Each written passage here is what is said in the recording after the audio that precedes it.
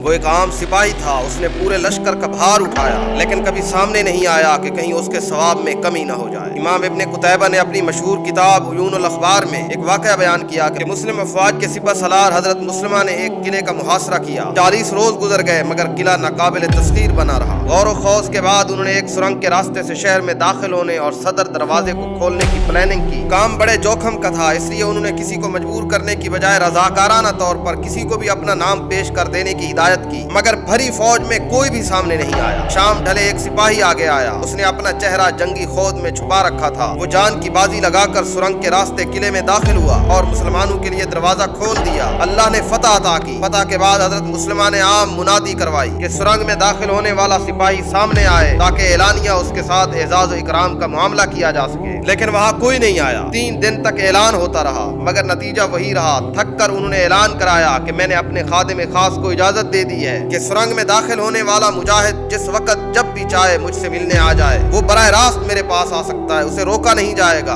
اور میں قسم دے کر اس سے درخواست کرتا ہوں کہ وہ مجھ سے ایک بار ضرور آ کر ملے۔ اس منادی کے بعد رات کے آخری پہر میں ایک شخص آیا اور خادم سے حضرت مسلمہ کے پاس لے چلنے کی درخواست کی۔ حاضرین و خدام نے پوچھا کہ کیا تم وہی سرنگ والے سپاہی ہو؟ اس نے کہا میں وہ نہیں ہوں، لیکن میں تمہیں اس کے بارے میں بتا سکتا ہوں۔ خادموں نے جا کر یہ بات حضرت مسلمہ کو بتائی تو وہ فی الفور ملنے کے لیے رضامند ہو گئے۔ ملاقات ہوئی، اس آدمی نے کہا کہ سرنگ والے سپاہی نے آپ سے ملنے کے لیے 3 شرطیں رکھی ہیں۔ ایک یہ کہ اس کا نام خلیفۃ المسلمین کے سامنے ذکر نہیں کیا جائے گا، دوسرا یہ کہ اسے کسی قسم کا انعام نہیں دیا جائے گا، اور تیسرا یہ کہ اس سے پوچھا نہیں جائے گا کہ وہ کون ہے، کس قبیلے سے ہے اور کہاں اس کا گھر ہے۔ حضرت مسلمہ نے 3 شرطیں مان لی تو اس آدمی نے کہا سرنگ والا سپاہی میں ہوں، اتنا کہا اور چلا گیا۔ راوی کہتا ہے کہ اس واقعے کے بعد حضرت مسلمہ کا معمول تھا کہ اکیلے نماز پڑھتے یا جماعت کی امامت کراتے۔ وہ نماز کے بعد بآواز بلند یہ ضرور دعا مانگتے تھے کہ اے اللہ میرا حشر اس سرنگ والے سپاہی کے ساتھ فرما، اے اللہ اپنے گمنام بندے کو اپنی بہشت میں جگہ دے کر اس کا شایان شان اکرام فرما۔ میں جب بھی اس واقعے کو یاد کرتا ہوں عجیب کیفیت دل پر طاری ہو جاتی ہے۔ کیا آج ہماری صفوں میں کچھ سرنگ والے دکھائی دے رہے ہیں؟ کیا ہماری تحریکوں اور جماعتوں میں کچھ سرنگ والے موجود ہیں؟ کیا ہمارے اداروں میں کچھ سرنگ والے ہیں؟ دوسروں کو چھوڑیے، کیا ہم خود سرنگ والے بننے کے لیے تیار ہیں؟ اور پھر مجھے یاد آتا ہے اف یہ جادہ کہ جسے دیکھ کے ڈر لگتا ہے، کیا مسافر تھے جو اس راہ گزر سے گزرے۔